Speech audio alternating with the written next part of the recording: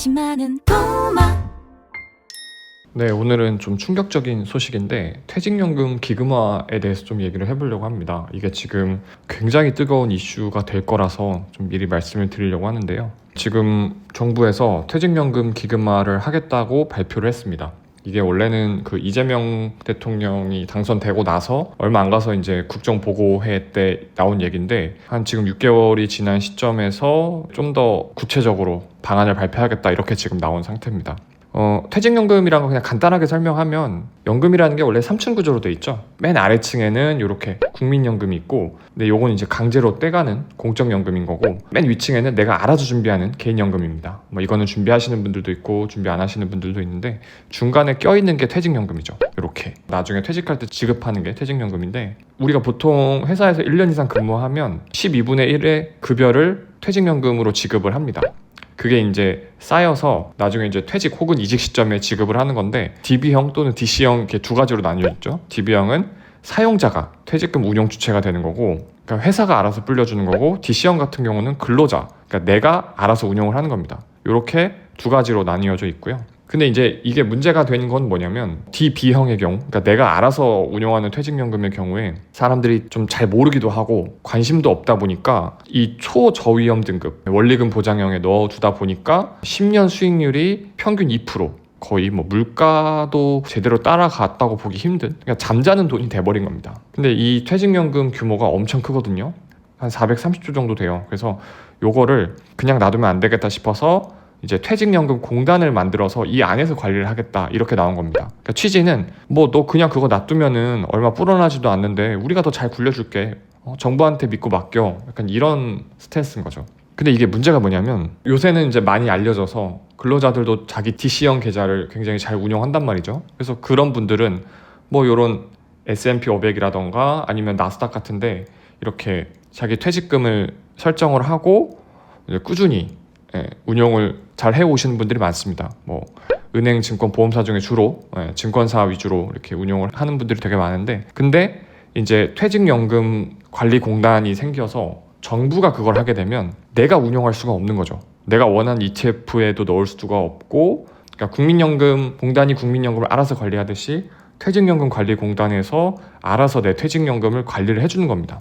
포트폴리오도 자기네가 알아서 짜고 대신에 이제 사후에 이렇게 공시를 하겠죠. 국민연금처럼 뭐 자기네가 어디에 투자했다 이렇게. 저는 이거 진짜 잘못했다라고 느끼는 게 국민연금이야 뭐 공적연금이고 원천징수에서 떼가잖아요.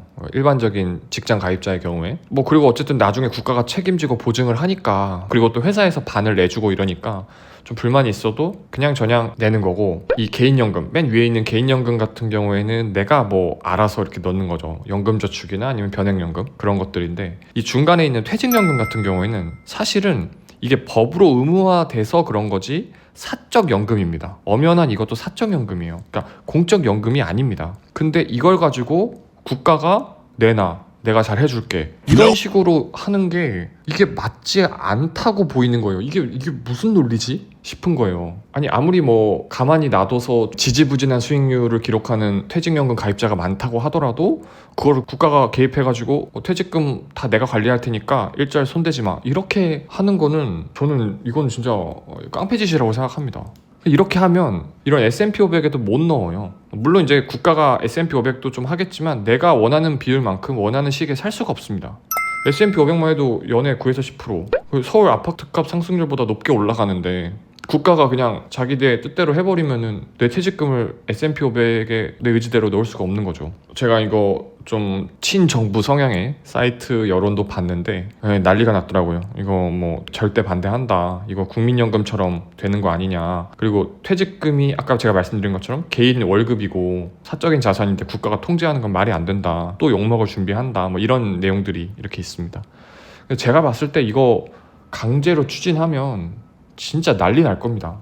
들고 일어날 거고 당장 올해 6월이 지방선거인데 무슨 심리로 이렇게 하는 건지 도저히 잘 이해가 안 갑니다. 그러니까 취지는 뭔지 알겠어요. 뭐 정부가 직접 관리해서 수익률 높이겠다. 이게 첫 번째일 거고 또 사실 두 번째는 이 안에서 이런 퇴직연금 관리공단 만들어서 자기네가 운용을 하면 제가 생각하기에 국내 주식에 상당 부분 넣을 것 같거든요.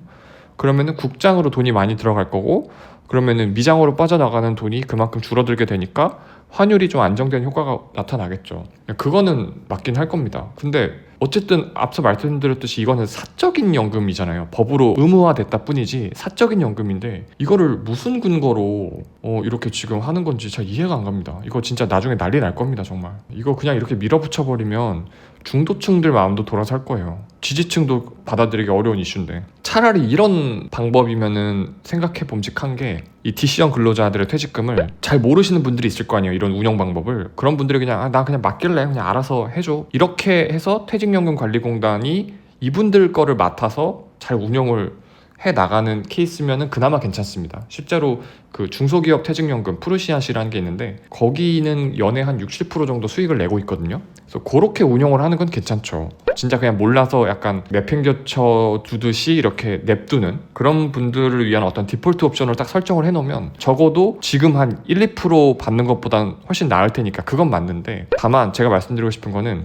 내가 운영하고 싶어하는 사람들에게는 반드시 그 선택지를 남겨놔야 된다는 겁니다. 아니 내 퇴직금인데 내가 S&P 500이나 나스닥이나 뭐 여러 가지에 투자를 하겠다는데 그거를 국가가 강제로 뺏어가고 이렇게 내가 투자할 옵션까지 없애버린다. 그럼 정말 말이 안 됩니다. 우리나라가 민주주의 국가인데 그렇게 하면 안 됩니다. 저는 오히려 개혁의 방향을 하나만 제안을 하자면 지금은 이렇게 퇴직연금이나 IRP 같은 경우에 안전자산 30%가 의무입니다. 그래서 이 주식형 ETF로 최대한 넣을 수 있는 게 70%까지거든요. 근데 이 70%도 사실 저는 좀 아쉽다고 생각해요. 왜냐하면 퇴직연금도 거의 55세 넘어서 뺄 수 있는 돈이고 20년, 30년 이상 놔둬야 되는 돈인데, 그러면은 아무리 변동성이 좀 있는 자산이라고 하더라도 시간이 있기 때문에 이렇게 장기 우상향 할 수 있거든요. 그러면은 주식 비중이 높은 게 나중 수익률로 봤을 때 훨씬 유리합니다. 그리고 연금저축 같은 경우는 애초에 100% 주식형을 넣을 수 있게 해주거든요. 그래서 제가 봤을 때 퇴직연금이나 IRP도 이렇게 주식형을 100% 넣을 수 있게 해주는 게 저는 맞다고 생각합니다.